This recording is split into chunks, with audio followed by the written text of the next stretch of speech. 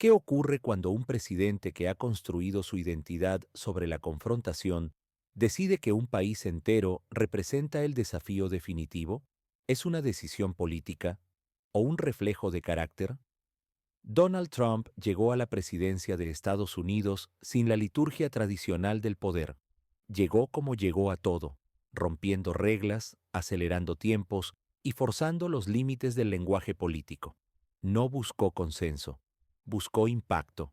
Desde los primeros meses de su mandato, Venezuela apareció en su discurso como una referencia constante, no como un país lejano, sino como una advertencia, un ejemplo repetido una y otra vez en mítines, entrevistas y declaraciones públicas. La crisis venezolana no era nueva. Se había gestado durante años de colapso económico, polarización política y aislamiento internacional. Pero bajo la mirada de Trump, dejó de ser un problema complejo para convertirse en un símbolo simple y poderoso. Un símbolo de lo que, según su narrativa, ocurría cuando el socialismo desafiaba al mercado, cuando el Estado desbordaba al individuo, cuando el poder se concentraba sin control. Trump no hablaba de Venezuela con el lenguaje de la diplomacia, lo hacía con frases cortas, directas, diseñadas para viajar rápido, frases que reducían una realidad compleja a un mensaje claro. Esto no puede continuar. Las primeras respuestas llegaron en forma de sanciones, restricciones financieras, presión económica creciente. Para Trump, era una demostración inicial de fuerza, un aviso sin disparos, un golpe sin ruido. Pero el efecto no fue el esperado. El gobierno venezolano resistía. El sistema no colapsaba, y la narrativa desde Washington comenzaba a endurecerse. Entonces llegó la frase que lo cambió todo. Todas las opciones están sobre la mesa, una frase conocida en la historia estadounidense. Pero en esta ocasión sonó distinta, más literal, más personal, menos retórica. No fue una amenaza abierta, fue algo más inquietante, una puerta entreabierta hacia lo irreversible. En Washington, las palabras presidenciales no se evaporan, se transforman, se convierten en informes, evaluaciones, escenarios posibles. Cuando Trump hablaba de Venezuela, el aparato del Estado escuchaba. Para algunos asesores, Venezuela representaba un foco de inestabilidad regional. Para otros, un tablero estratégico cargado de recursos, influencia y simbolismo geopolítico. Demasiados factores concentrados en un solo punto. Las sanciones continuaron, se ampliaron, se endurecieron, pero el equilibrio interno no se rompía. Y para Trump, insistir sin resultados era una señal peligrosa. En reuniones cerradas, lejos de micrófonos y cámaras, comenzó a formularse la pregunta que marca los grandes giros históricos. La pregunta que rara vez se escribe, pero que define el rumbo de las naciones. ¿Qué hacer cuando la presión deja de funcionar? La política interna empujaba en la misma dirección. El discurso de firmeza movilizaba apoyos.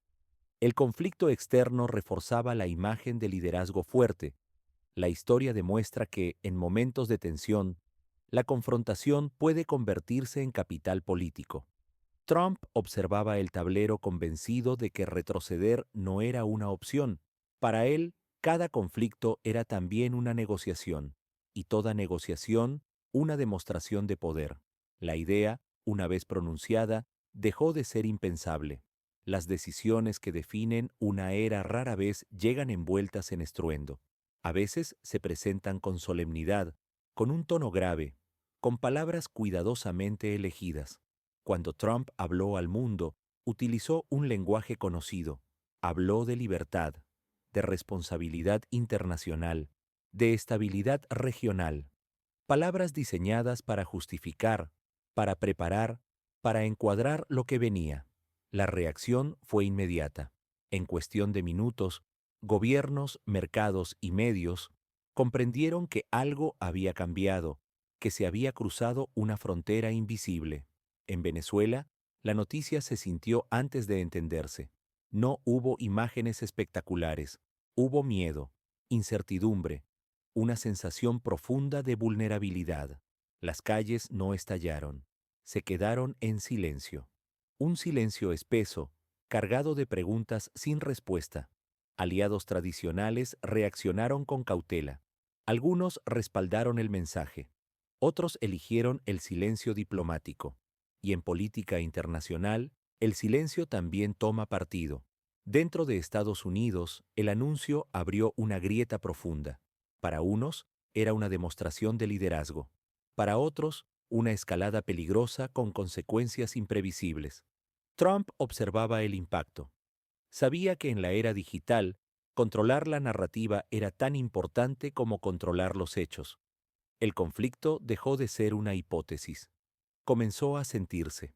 En la región, en las relaciones diplomáticas, en la vida cotidiana. Venezuela respondió con el lenguaje que le quedaba: soberanía, resistencia, identidad. El discurso se volvió defensivo, simbólico, cargado de historia y memoria colectiva. La población quedó atrapada entre fuerzas que no controlaba. Decisiones tomadas lejos, consecuencias vividas cerca.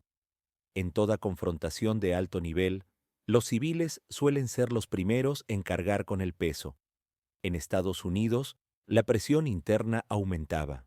Analistas, legisladores y ciudadanos empezaron a preguntarse por el costo real de la firmeza, porque toda demostración de poder exige algo a cambio. Trump mantenía una imagen pública de control absoluto, pero incluso el poder más concentrado genera dudas en la intimidad. La historia está llena de decisiones que no pudieron deshacerse.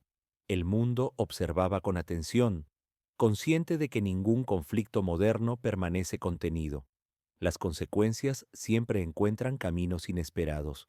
Con el paso del tiempo, el ruido disminuyó. Las urgencias dieron paso a los análisis, y la historia comenzó a tomar distancia. Venezuela quedó marcada, no solo por los hechos, sino por lo que representó. Un punto de inflexión, un recordatorio de su fragilidad y de su capacidad de resistencia. Para Estados Unidos, el episodio reabrió un debate antiguo: ¿hasta dónde llega el liderazgo y dónde comienzan sus límites? Trump dejó la presidencia, pero no cerró la discusión. Su figura quedó ligada a una forma de ejercer el poder: directa, confrontativa, dispuesta a cruzar líneas que otros evitaban. Para algunos, una demostración de fuerza. Para otros, una advertencia.